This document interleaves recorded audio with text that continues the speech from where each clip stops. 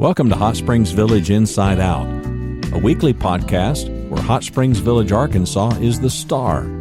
Join me, Randy Cantrell, and my co-host Dennis Simpson as we discuss the history, facts, people, places, events, lots more surrounding Hot Springs Village, Arkansas. Visit the website at hotspringsvillageinsideout.com. Today's show is brought to you by Central Arkansas's favorite radio station, KVRE. Find them on the dial at 92.9 FM. Stream them live at kvre.com. It is another wonderful episode of How to...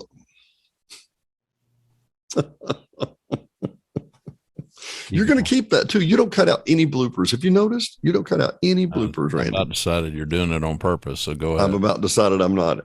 Hello and welcome to Hot Springs Village Inside Out. Those other entities, though, will go away so soon. They will today.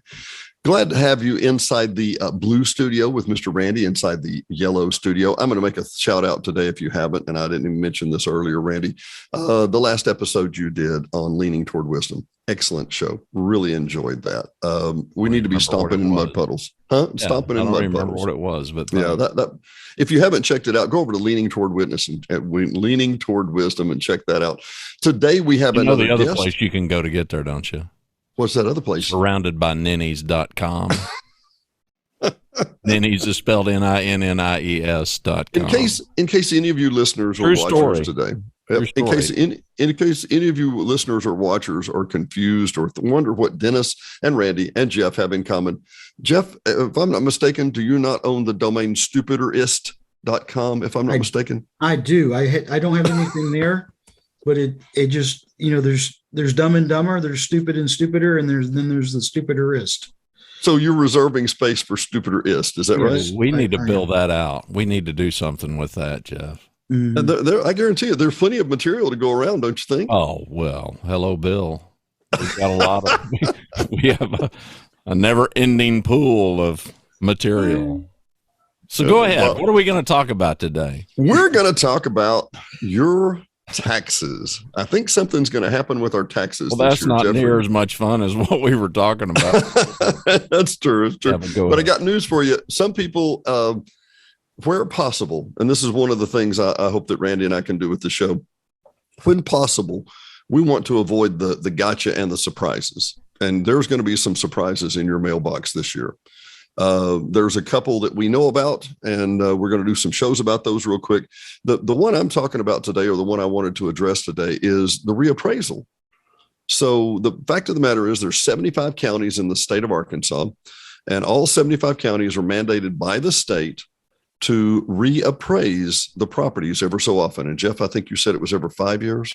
I think it's either a 3-year or 5-year cycle, depending on the county.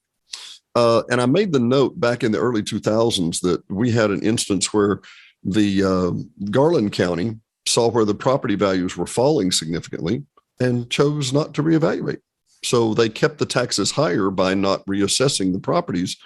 And it goes before a judge. The judge brings down the gavel and says, you will go do it now, blah, blah, blah, blah, blah. But Jeff, nobody went to jail. I always found that interesting. You break the law in city government, but nobody goes to jail. Nobody had to pay a penalty either. Nobody even loses their job. It's interesting. That's how you get promoted. All that said, Randy, let's cut to the screenshot here real quick. And I'm pulling up the Garland County. Saline County is doing the same thing. But if you notice, and those of you that are just listening, I'll read this aloud to you. The county will be completing a comprehensive county-wide reappraisal this summer. The new appraised and assessed values, and Jeff, I want you to talk about that in a minute. Appraised and assessed values based on this current reappraisal will be available on our website after the County Board of Equalization certifies the property valuations. Board of Equalizations in Arkansas typically terminate their annual sessions around the end of October. Now, if you don't know what you're looking for. And to be clear, this is the Garland County Assessor's Office. This is a notice that his source is actdatascout.com. Mm-hmm. Which is the county provided. This is the county provided website for about half of Arkansas. And then AR County Data is the site for Saline County and others. But Jeff, this sounds like legalese to somebody who doesn't understand it. Seriously, break this down for us. Okay. So from the research I've done, 3-year or 5-year cycle. It appears that both Celine and Garland are on a 5-year cycle, and that they will both go through the cycle in 2022, which will affect your 2022 taxes that you pay in 2023. And you would get the tax bill for those in 2023, but you may get a notice before that your valuation has changed. Well, and we discussed before we hit the record button here that, and Randy, what is today as we record? I mean, January the 10th, Monday. And we will probably be putting this out shortly. So I'm going to do a search, and this is how you can search on any property in Garland County. I just put in D&D Village Properties. D&D is what I put for those of you who can't see.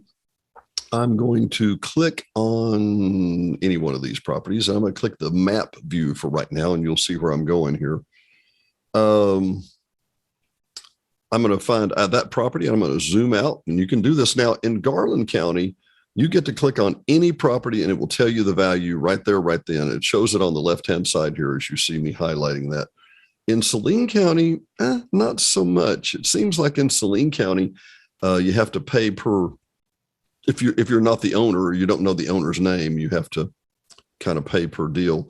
I am pulling up a piece of property that Diane and I have under contract with the fine folks at Cooper. Now, this is just west of Lake Segovia. It runs along Barcelona Road. It's between La Canada and Segovia Way. Beautiful piece of property.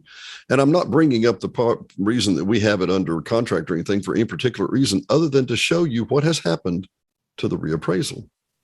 So I click on the details button, and it's still owned by Cooper technically at this point, and it looks like that. And it says that the estimated value is $4,450, and the full assessed value is $890. This is about 8 acres of just timberland. It's reserved. It's not in the village. And as I scroll down here, Jeffrey, I see that in 2015, the total value was $4,450. 2014, 2015, 2016, 2017, 2018, 2019, 2020. All these 6 years, this property was $4,450. And then this year, it jumped to $109,400. And just, Jeff, have you ever seen anything like this? No, I've never seen anything like that, especially since they haven't done the reappraisal yet. So why did it even change? It hasn't changed owners. It hasn't been reassessed or revalued. So why it even changed is kind of unknown. I think you're right. I think I do have to have a talk with the county here. Let's also look at those of you that are looking, and I hope you can see the screen here on the right-hand side. It says the total assessed price. Now, if you'll notice, the value of the property has jumped 20 times, but the the total assessed has only jumped, what, $86 or something like 10%. This? And Jeff, tell us why. Because I think on a homestead, it can only go up 5% a year. And on other properties, it can go up 10% a year. So since this is an unimproved property, the total assessed can go up 10% a year. And the assessed is what you pay the taxes on.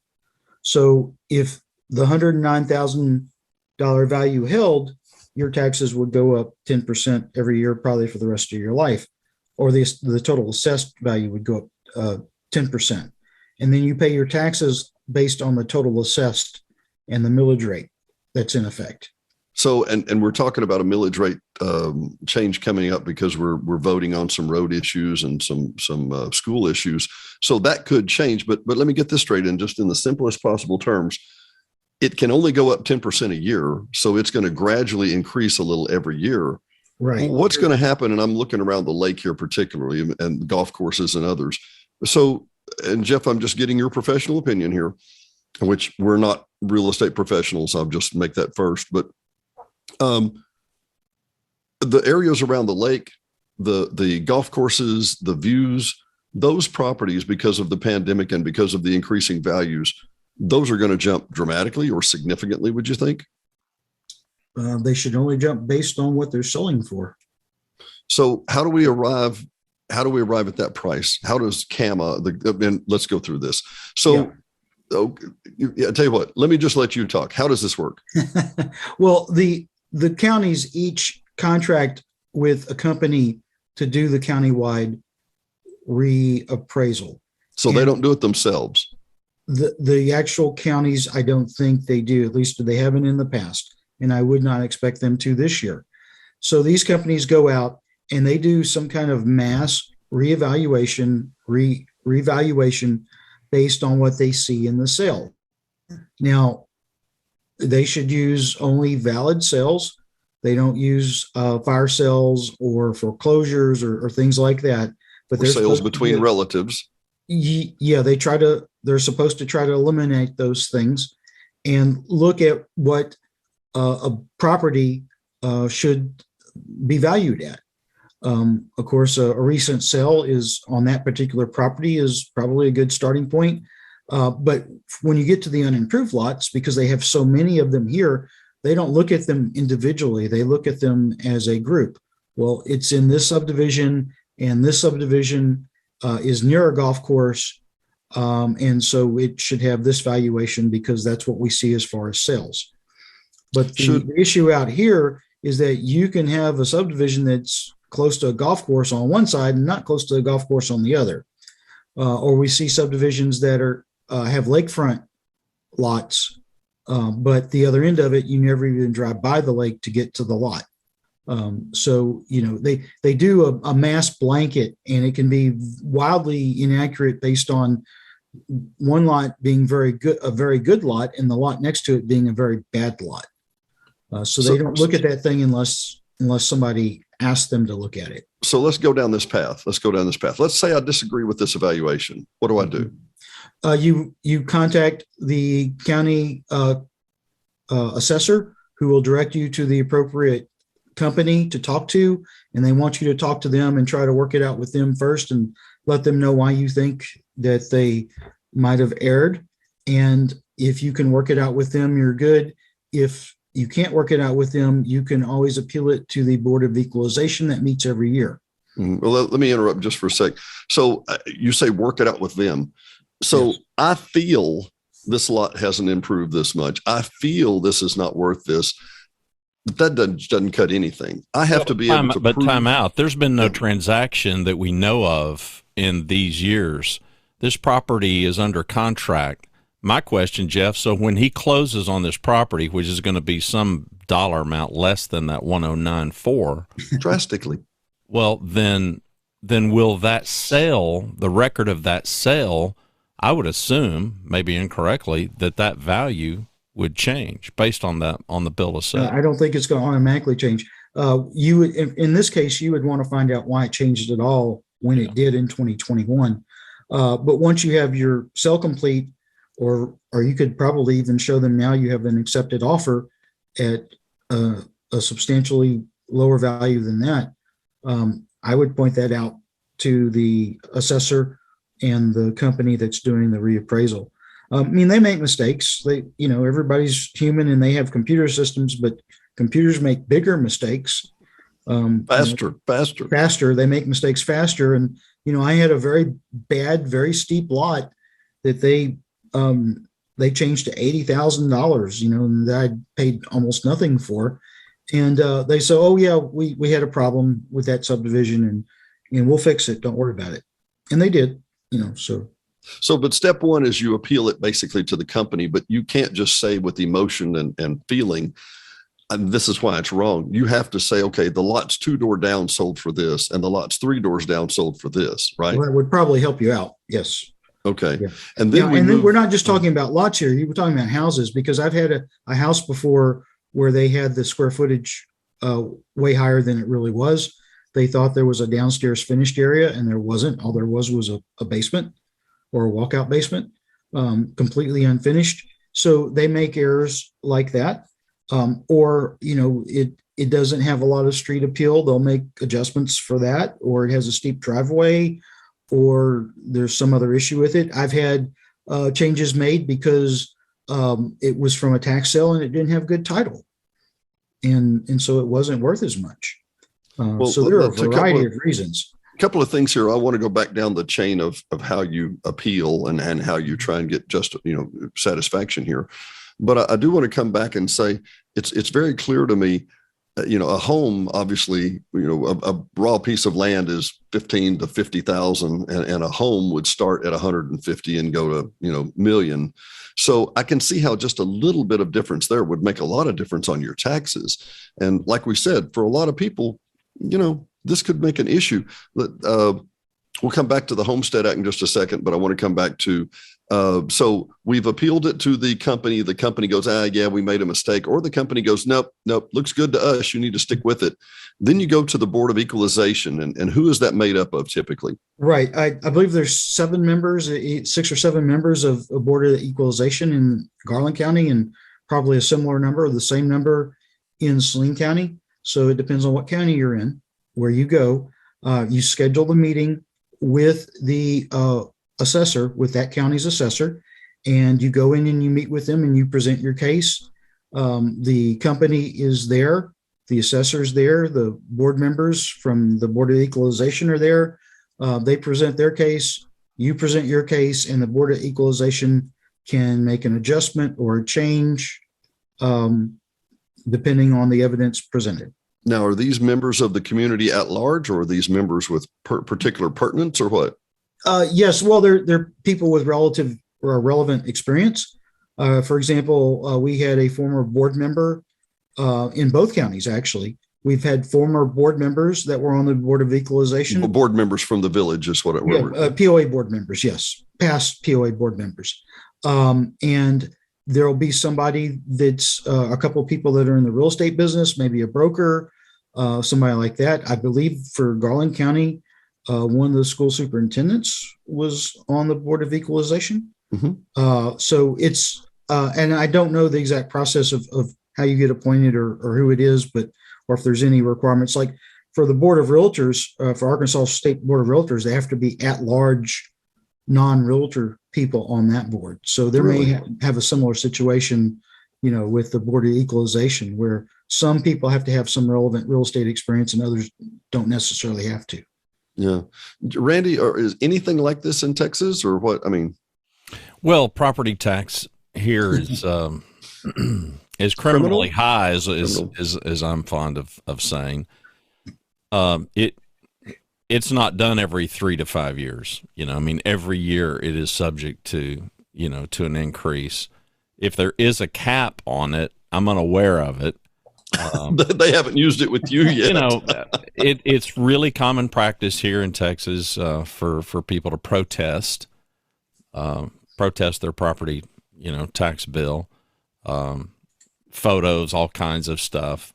But again, most of that is existing, at least in my experience, is existing property. So I've been in this house for well over 20 years, and of course, it is just. There's some years that it takes a big quantum leap, and other years that it doesn't take much of a leap. Photographs, to Jeff's point, as much detail as you can submit. There are a number of realtors who have gotten into that practice as a business development play, which is really smart, meaning they will help homeowners protest their tax bill free of charge. And they're hopeful that at some point, if you sell or you decide to do something, then you'll go with their brokerage firm. So there's a number of free resources like that that have proven fairly successful in kind of suppressing things as much as you can. I've never gone to some formal thing. I submit every year. Really? Take photographs of cracks in the driveway and anything and everything.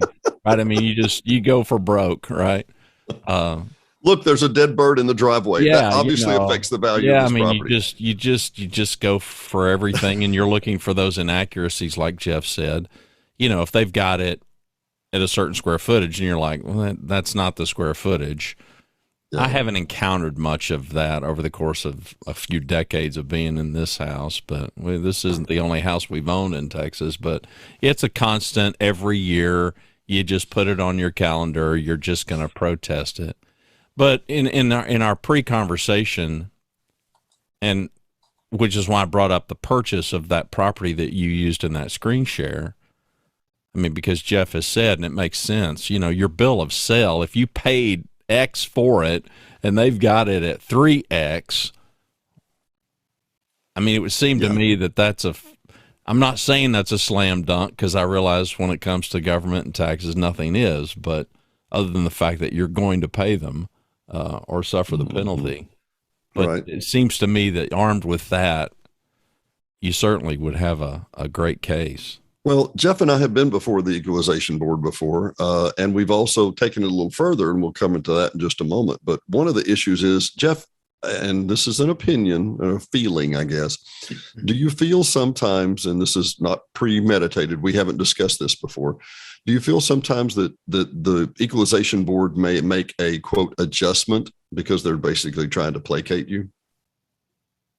They could, or they may, present enough evidence, and they don't necessarily want to lower it to what you want to lower it, but they'll make an adjustment. I had, that same house that had extra square footage added to the downstairs. They also reduced it because it didn't have a lot of street appeal at the time. It has steep driveway, and it wasn't right on. It was a golf course house, but it didn't have the best view of the course because it was up over the course. You couldn't walk to the course. It's not like, say, at Balboa, where you could walk out your back door and 15 feet you're on the course. It was up above the course. So they make adjustments. They do. Well, and if they don't make adjustments, then the next step is what? Well, if they don't make the adjustment that you want, you can decide to take it a step further, and you can schedule a meeting or hearing with the county judge, who is not a judge. He's the county administrator, but he's called the judge. And so they schedule that, and there's a representative of the Board of Equalization, and there's other people involved, and you can bring a lawyer if you want. Companies have to have representation. You have to sign off on who's going to represent you. So there's a process like that if it's held in the name of a corporation. So, but you can go as an individual, certainly, and appeal that to the county judge. But once again, without, as Randy was just saying, without proof or evidence, a proof or a pertinent fact, it's just you saying, I feel like it's this, and they've heard that all day long. You have to be able to right. You have to show them. It's not a feeling. It's a hard fact. Well, maybe you could paint your house a really dog ugly color and photograph that. I like that idea. Photoshop it. Jeff, bring up some of the examples. If I'm not mistaken, I think the state law says similarly placed properties should have a similar value. Is that, did I? Right. So similarly valued or similarly valued properties anywhere in the state should have the same valuation as far as taxes are concerned. So in other words, if you have a $200,000 house and it's worth $200,000 here in Hot Springs Village, and there's another one that's in Bella Vista, they should be assessed similarly. Right. Just because they're in a different county, it doesn't matter. Now, of course, if you were looking, say, in Pine Bluff, it's a lot harder to find a $200,000 house, maybe, but if it's worth $200,000, it should be valued similarly to anything in Hot Springs Village. Now, where that really matters for Hot Springs Village is you can have lots side by side. They're in two different counties, so those should be valued similarly. Yeah, you're bringing up a point I wanted you to go to that point. I think we had an example one time where Saline County had something for one price in Garland, and it's on the same stinking golf course, right? Right. Balboa Golf Course, the north part of Balboa Golf Course is in Saline County. And Saline County had those lots valued, the vacant lots valued at $8,000, and Garland had them valued at $20,000, which is 2.5 times. That's a big difference. And so that was something that we pointed out to them is but they didn't really take that to heart, I don't think. let me get this straight. So you're telling me they had $8,000 for a golf course lot. Did they have proof in sales that those lots had sold for that price, or did they have proof in sales that they had sold for 20? Well, at the time they hadn't even been selling for 8, much less Really? 20. Yeah. Yeah. So, and this is back maybe 5 years ago. yeah, 5 years ago. I mean, today, I can see where pretty much every lot on that course, except for maybe one or two that are really bad, are worth $8,000. But back then they weren't. I mean, the sales history was under 5. Wow. Now there's some better comparables, higher comparables. So part of the problem, and Randy, if I can, I'm going to throw back to another share here just for a moment, ahead. just to You've got it. I just took it off. Oh, that's okay. No, what I wanted people to see is here's what it looks like outside the village, and I hope that will regenerate. Come on, draw. Oh, poo. Hang on. Let me come back over here for a second. Area selected. Yeah, I'm trying to deselect it. Come on. There we go. This makes for riveting audio for those. It does make for riveting audio. Well, I tell you what, I can summarize. Inside the village, there are 34,283 home sites. 34,283. And if you look at it that way, you have to realize the fine folks at the assessor's office have their work cut out for them, literally. And why can I not deselect anything? Right there we go. There you go. Look at all the lots if you can, and I'll show the left of for those of you that are listening.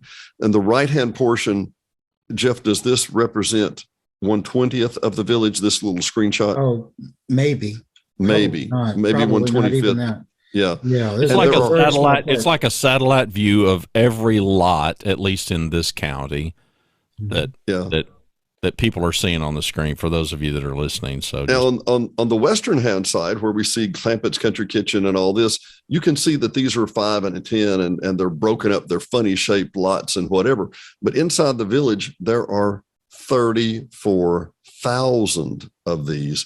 And I can imagine that's a lot of work for any assessor. I get it. You know, that it's not just we're going to go out this afternoon and assess some things or appraise them, you know. Right. That's why they do a mass, and they do it pretty much by subdivision. So that golf course illustration that you made, 8,000, 20,000. So you go back and you can show some comps. You can show, okay, here's a lot that sold within the last 5 years. Here's a lot that sold. So what happened? They lowered the valuations from 20,000 to 18,000. And they made some adjustments on the individual lots based on they didn't have the greatest view of the golf course, or they were low, or they were steep, or whatever other specific adjustments they could make for that particular lot. But it was a very minor adjustment. So what the market had valued and what they had sold for didn't have any relevance. It didn't seem to have any relevance to us. And part of the problem here, Randy, and Jeff and I were a little befuddled by this. And honestly, this is one of those scenarios where we've been down this road.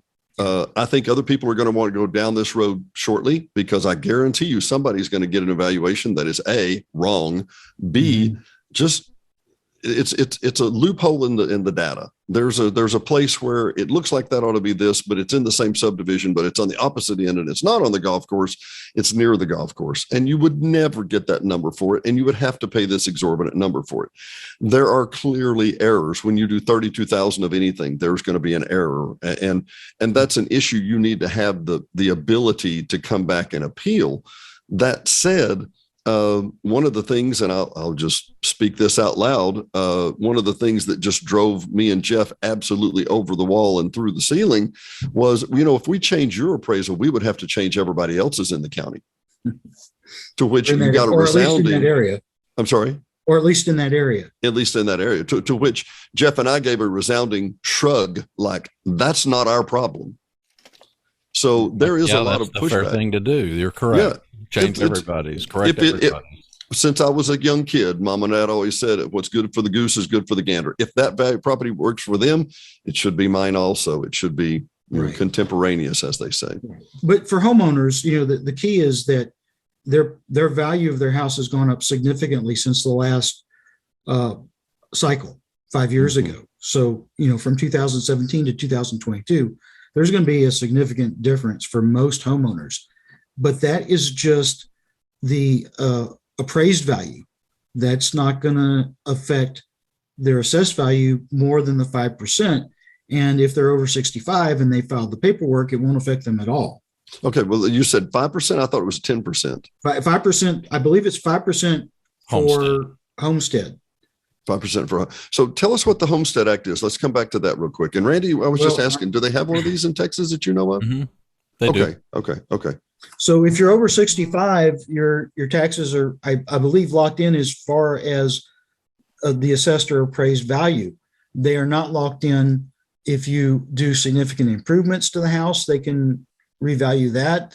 And also if the millage rate changes because of a vote for the school district or county roads or anything else, the millage rate can make your property taxes go up.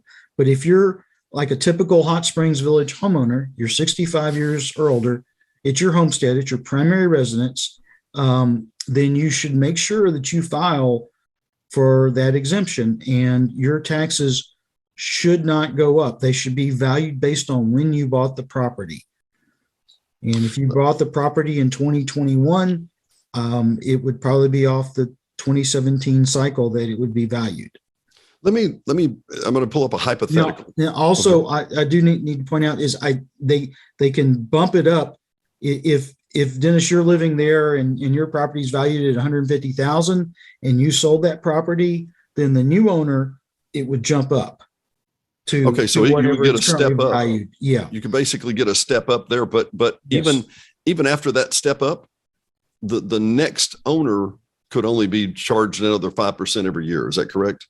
Right. If they weren't 65 or if they were 65 and hadn't filed the paperwork, it would only go up to 5% a year as far as what the actual taxes paid. Let me choose an example here, and I'm being hypothetical. I don't know anybody that this applies to, but this sounds to me, I can make a stereotype.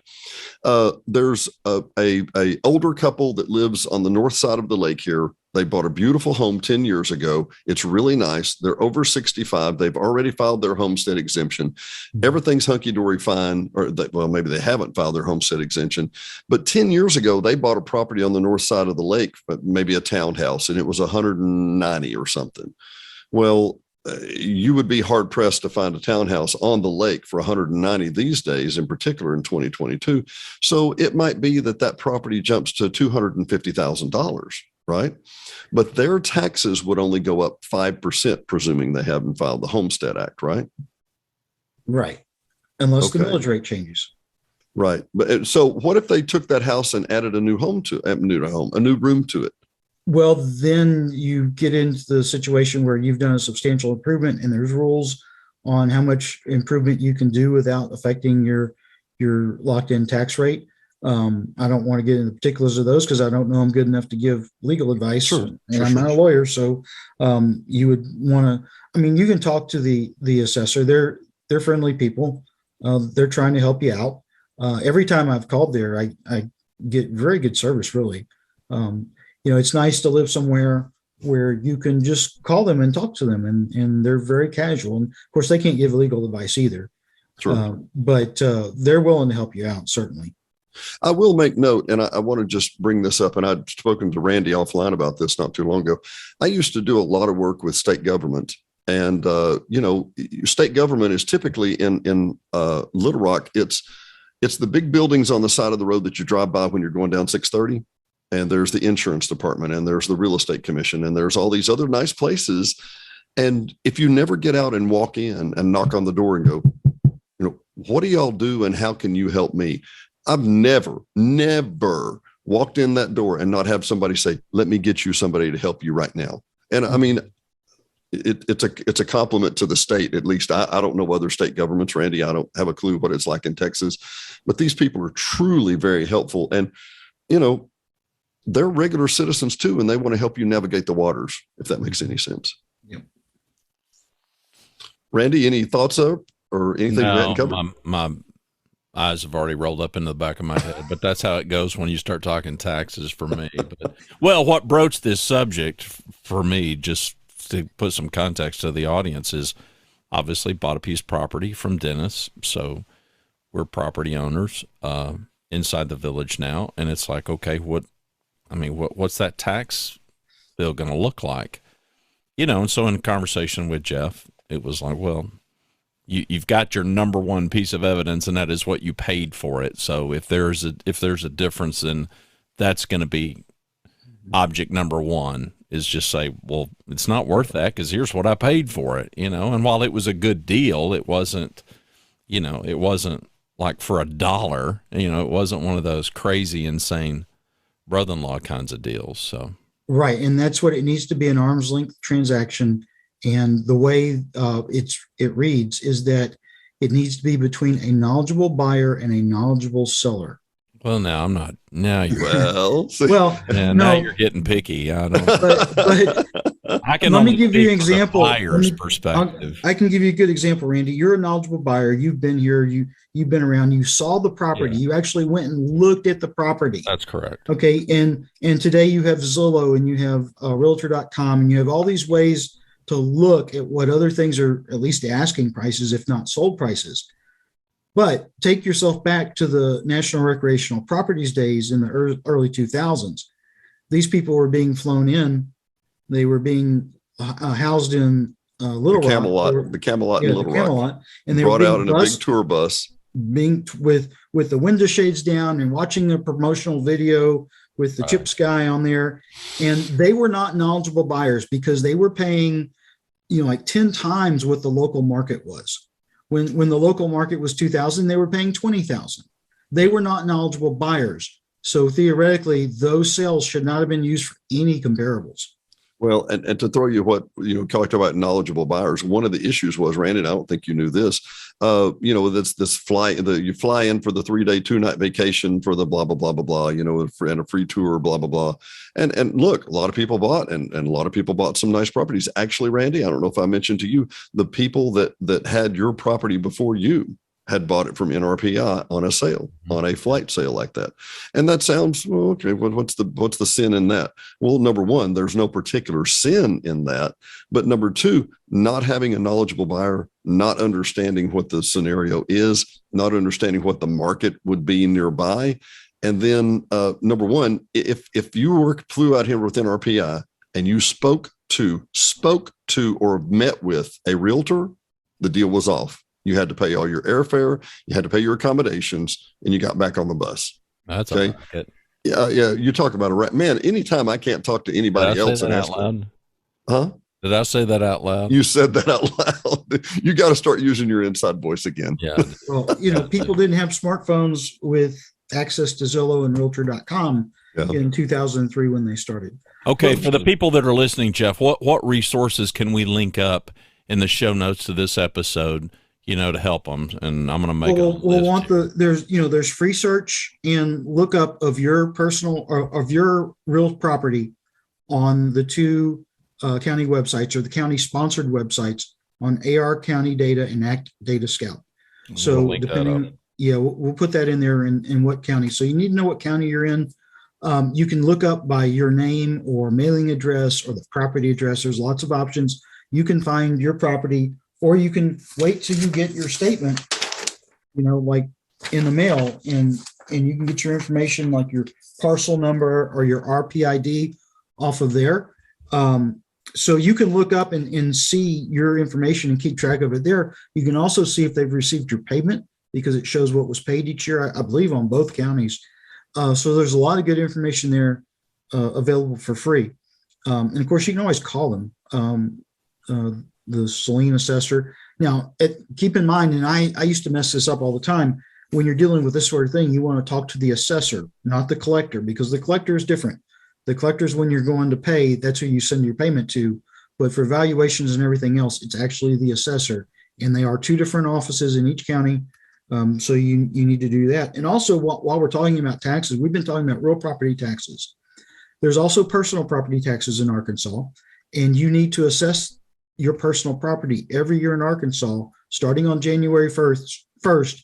And I think it runs until a couple of months. So if you just own real property, you don't have to do that. If you don't live here, for example, Randy, in your situation, you don't have any personal property in Arkansas. But for somebody that lives here, we do. We have our cars. We have an RV or a boat, or, they even do trailers, like to trailer a car. I don't know if they do golf carts, but they probably do.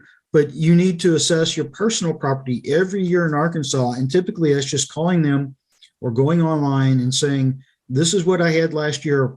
what did I sell or get rid of? What did I buy? Were there any changes?